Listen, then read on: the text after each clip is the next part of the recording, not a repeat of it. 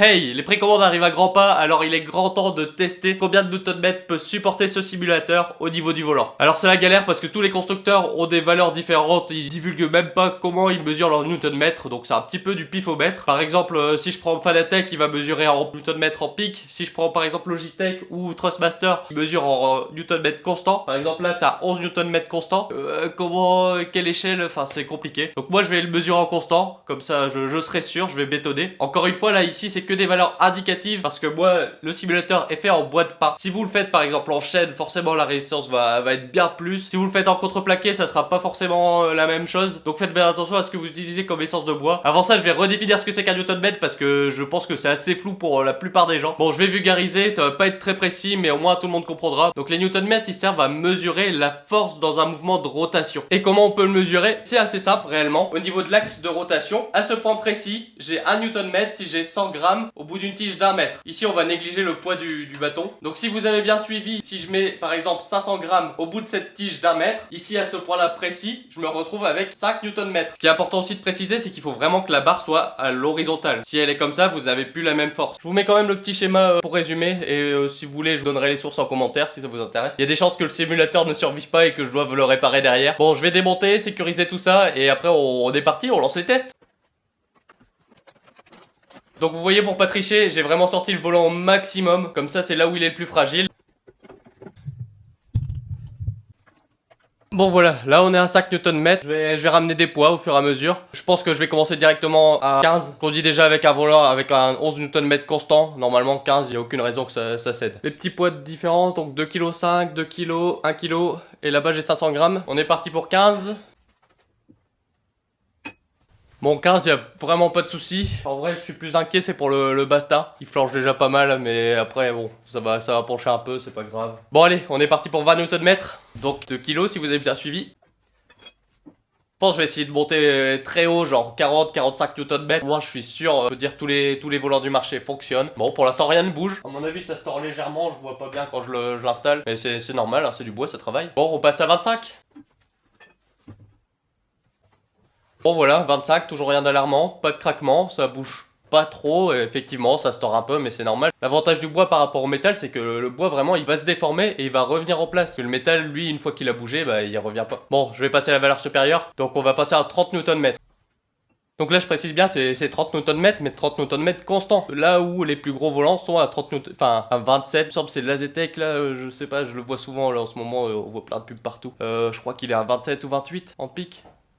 C'est vraiment monstrueux, hein. Moi déjà à 11, il y a des moments où mes pouces ils craquent et tout parce que je prends un coup de raquette. Faut pas jouer avec ça, vous allez vous tuer les mecs. Non, bah après vous faites ce que vous voulez, hein. Si je sais pas, je l'ai pas essayé, hein. Ça tombe, c'est un kiff, hein, mais ouais, enfin si c'est vraiment 27 que tu prends dans les poignets, oh, la vache. Je vous mets au défi, hein. Mettez 27 au bout d'une tige d'un mètre et si de la soulever au bout, vous verrez, vous y arriverez pas. Si vous y arrivez, vraiment, vous êtes une bête de muscu, quoi. Vous avez un poignet, il est massif. Même les voitures de course aujourd'hui, elles vont pas jusque là. Il faut pas oublier que eux aussi ont les directions assistées, etc. maintenant, hein. C'est plus à l'ancienne. Honnêtement, vu comment ça tient, je pense que je vais pas attendre plus, hein. Je vais passer directement à la valeur supérieure. Donc là, on a 30 Nm, là je vais passer à 35. Je vais enlever le poids de 0,5 et je vais rajouter le poids de 1 kg. Bon, toujours pas de déformation visible. Le seul truc, c'est mon Basta, il commence vraiment à faire une petite courbe. Le malheureux, il souffre. J'ai encore rajouté un demi-kilo, comme ça on passe à 40 Nm. Bon, honnêtement, je suis moi-même surpris parce que là, vraiment, aucun craquement. Bon, 40, toujours aucun signe de problème. Est-ce que 50 c'est beaucoup pour des tests? Bon, je pense que je vais les faire, je vais les passer, au moins, on sera large. Bon, voilà, un deuxième poids de 2,5 kg pour tester 50 Nm. 50, c'est ok, hein. Bah, vraiment, la vache, là...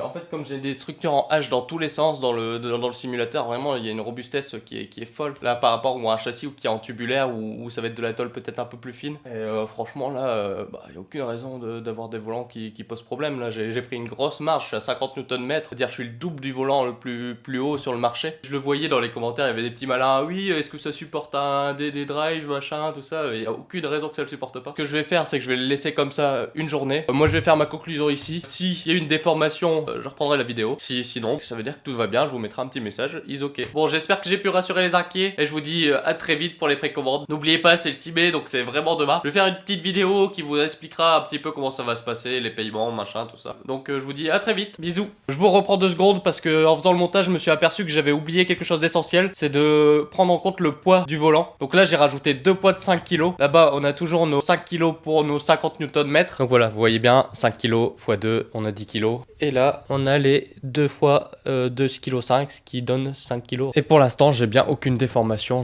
quand je regarde mes rails alu. C'est ce qui m'inquiète le plus, hein, c'est les rails alu, honnêtement. Mais non, ça bouge pas. Le bois, il se tord un peu, mais c'est normal. C'est fait pour. Le principe d'utiliser du bois, c'est que le bois, il encaisse et il revient en place. Donc voilà, je vous dis tout. C'est pas du tout dans mon intérêt de mentir sur les chiffres, parce que si vous mettez justement une base à 1500 balles et que vous la pétez, je pense que ça va pas me faire une super pub. Donc je suis totalement transparent. Voilà mes tests. Donc vous savez totalement à quoi vous attendre si vous faites le même simulateur, encore une fois, que moi en pain. Et bien sûr que vous suivez bien les étapes de construction. Enfin, si vous mettez qu'un petit point de colle sur chaque planche, forcément la résistance elle va être moindre. Bon allez, bisous!